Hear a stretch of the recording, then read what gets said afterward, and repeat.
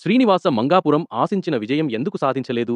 అంచనాలు భారీగా ఉన్నా ఫలితం ఎందుకు తగ్గిపోయింది?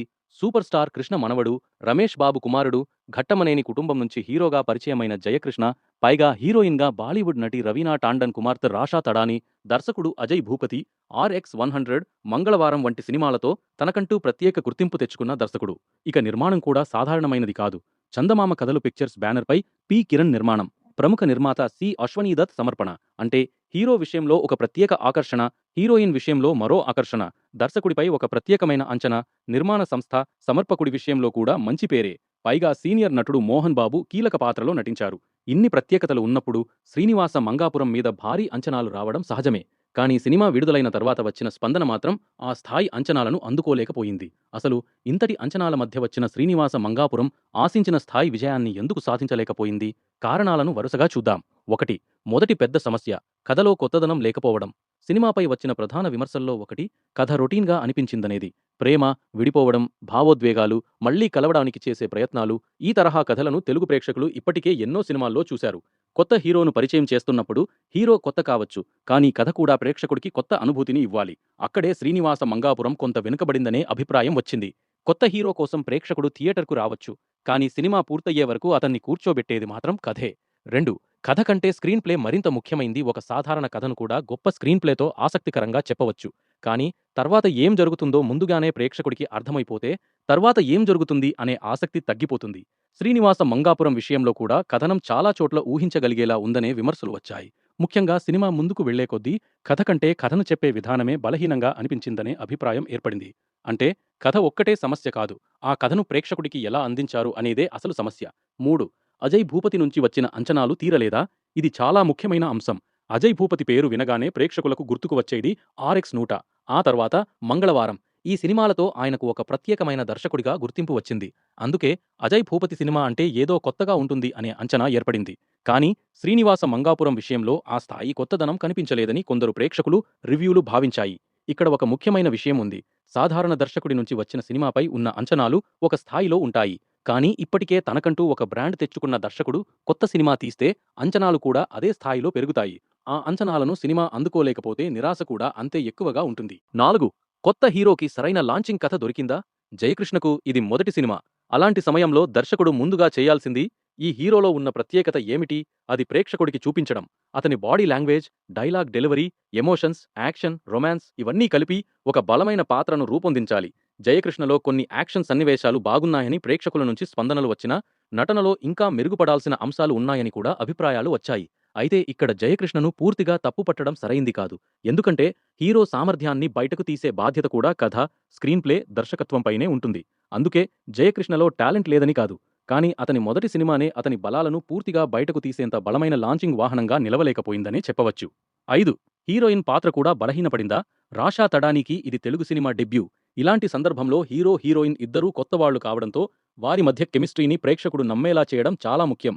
కానీ కథలో హీరోయిన్ పాత్రకు తగినంత బలం లేకపోవడం వల్ల ఆమె నుంచి రావాల్సిన భావోద్వేగ ప్రభావం పూర్తి స్థాయిలో రాలేదనే అభిప్రాయాలు కూడా వినిపించాయి.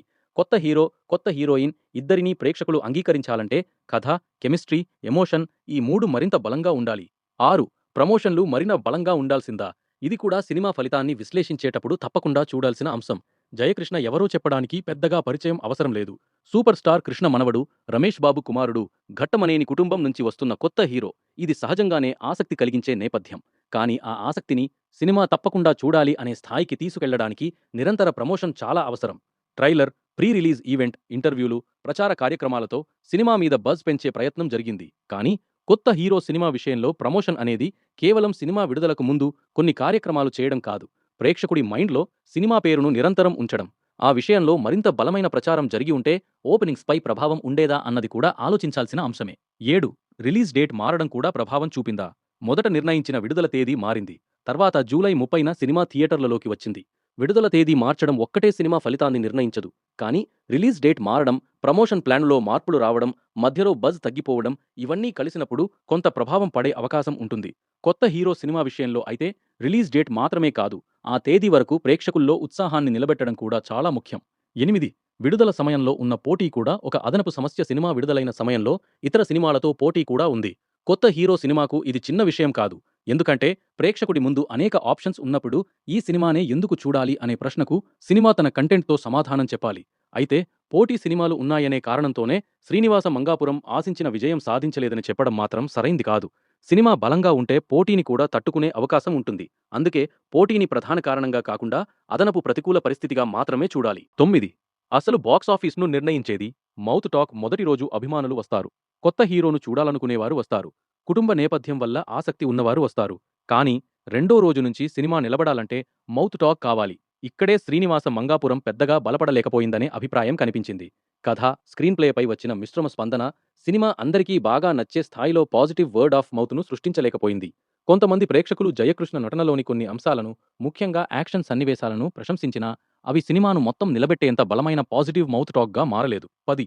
స్టార్ కుటుంబ నేపథ్యం ప్లస్సా మైనస్సా? ఇది ఈ సినిమా నుంచి తీసుకోవాల్సిన పెద్ద పాఠం. సూపర్ స్టార్ కృష్ణ మనవడు, రమేష్ బాబు కుమారుడు, ఘట్టమనేని కుటుంబం నుంచి వచ్చిన హీరో. ఇలాంటి నేపథ్యం మొదటి అటెన్షన్ తీసుకురాగలదు. కానీ స్టార్ కుటుంబం పేరు ప్రేక్షకుడిని థియేటర్కు తీసుకురావచ్చు. కానీ టికెట్ కొన్న ప్రేక్షకుడిని సంతృప్తిపరచేది సినిమా మాత్రమే. అందుకే వారసత్వం ఒక తలుపు తెరవగలదు. కానీ ఆ తలుపు దాటి ముందుకు తీసుకెళ్లేది కథ, నటన, కష్టం, ప్రేక్షకుల ఆదరణ. మరి తప్పు ఎవరిది? దర్శకుడిదా? హీరోదా? నిర్మాతలదా? ప్రమోషన్ టీమ్దా? రిలీజ్ ప్లానింగ్దా అని ఒక్కరినే నిందించడం సరైన విశ్లేషణ కాదు. ఎందుకంటే సినిమా ఫలితం ఒక గొలుసు లాంటిది. కథలో కొత్తదనం తగ్గింది. స్క్రీన్ ప్లే ప్రేక్షకుడిని పూర్తిగా పట్టుకోలేకపోయింది. కొత్త హీరోకు బలమైన లాంచింగ్ క్యారెక్టర్ పూర్తిగా ఉపయోగపడలేదు. దర్శకుడిపై ఉన్న అంచనాలు మరింత పెరిగాయి. ప్రమోషన్ బజ్ను మరింత బలంగా కొనసాగించాల్సిన అవసరం ఏర్పడింది. రిలీజ్ డేట్ మారింది. పోటీ మధ్య సినిమా విడుదలైంది.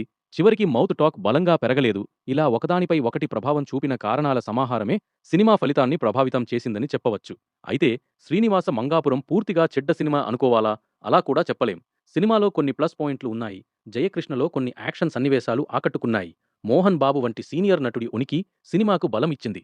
సినిమాలో కొన్ని పాటలు, విజువల్స్ కూడా మెప్పించిన అంశాలుగా ప్రేక్షకులు పేర్కొన్నారు. అంటే సినిమాలో మంచి అంశాలు లేవని కాదు. కానీ ఆ మంచి అంశాలన్నింటినీ కలిపి ప్రేక్షకుడు థియేటర్ నుంచి బయటకు వచ్చి అందరూ తప్పకుండా చూడాల్సిన సినిమా అని చెప్పే స్థాయిలోకి తీసుకెళ్లడంలో సినిమా పూర్తిగా సక్సెస్ కాలేకపోయింది. అసలు పాఠం ఏమిటంటే శ్రీనివాస మంగాపురం మనకు ఒక ముఖ్యమైన విషయం చెబుతోంది. ప్రముఖ కుటుంబం నుంచి హీరో వస్తే అంచనాలు వస్తాయి. ప్రముఖ దర్శకుడు ఉంటే అంచనాలు వస్తాయి. ప్రముఖ బ్యానర్, ప్రముఖ సమర్పకుడు ఉంటే అంచనాలు వస్తాయి. కానీ అంచనాలను విజయంగా మార్చేది మాత్రం కథే. కొత్త హీరోకు బలమైన కథ కావాలి. గుర్తుండిపోయే పాత్ర కావాలి. సహజమైన నటన కావాలి. బలమైన ప్రమోషన్ కావాలి. సరైన రిలీజ్ ప్లానింగ్ కావాలి. అన్నింటికంటే ముఖ్యంగా ప్రేక్షకుడి నోట సినిమా బాగుంది అనే మాట రావాలి. అది వచ్చినప్పుడు స్టార్ వారసత్వం లేని హీరో కూడా ఎదగగలడు. అదేవిధంగా స్టార్ కుటుంబం నుంచి వచ్చిన హీరోకి కూడా కంటెంట్ బలహీనంగా ఉంటే అంచనాల భారమే ఎదురుదెబ్బగా మారవచ్చు. జయకృష్ణకు ఇది ముగింపు కాదు. ఇక్కడే అసలు ఆసక్తికరమైన విషయం ఉంది. శ్రీనివాస మంగాపురం ఫలితం ఎలా ఉన్నా జయకృష్ణ కెరీర్ ఇప్పుడే మొదలైంది. కృష్ణగారు కూడా ఒక్క సినిమాతోనే సూపర్ స్టార్ కాలేదు. ఆయన ప్రయాణంలో ఎన్నో ప్రయోగాలు, ఎన్నో విజయాలు, ఎన్నో పరాజయాలు, ఎన్నో మలుపులు ఉన్నాయి. అదేవిధంగా జయకృష్ణ కూడా మొదటి సినిమా నుంచి పాఠాలు నేర్చుకుని, తనకు సరిపోయే కథను ఎంచుకుని, తన బాడీ లాంగ్వేజ్కు సరిపోయే పాత్రను తీసుకుని, నటనపై మరింత దృష్టి పెట్టి, బలమైన దర్శకుడితో సినిమా చేస్తే తనకంటూ ప్రత్యేకమైన గుర్తింపు తెచ్చుకునే అవకాశం ఉంది. ఎందుకంటే వారసత్వం పరిచయం చేస్తుంది. కానీ ప్రతిభే నిలబెడుతుంది. చివరిగా శ్రీనివాస మంగాపురం ఆశించిన విజయం సాధించకపోవడానికి అసలు ప్రధాన కారణం ఏది అని మీరు అనుకుంటున్నారు? కథ, స్క్రీన్ ప్లేనా? అజయ్ భూపతి దర్శకత్వమా? జయకృష్ణ లాంచింగ్కు సరైన కథ దొరకకపోవడమా? ప్రమోషన్లా? Release date మారడమా? పోటీనా? లేక విడుదల తర్వాత బలమైన మౌత్ టాక్ రాకపోవడమా? మీ అభిప్రాయాన్ని కామెంట్ చేయండి. జయకృష్ణ తదుపరి సినిమా ఎలా ఉండాలి? అతను ఏ తరహా పాత్రలో కనిపిస్తే బాగుంటుందో కూడా చెప్పండి.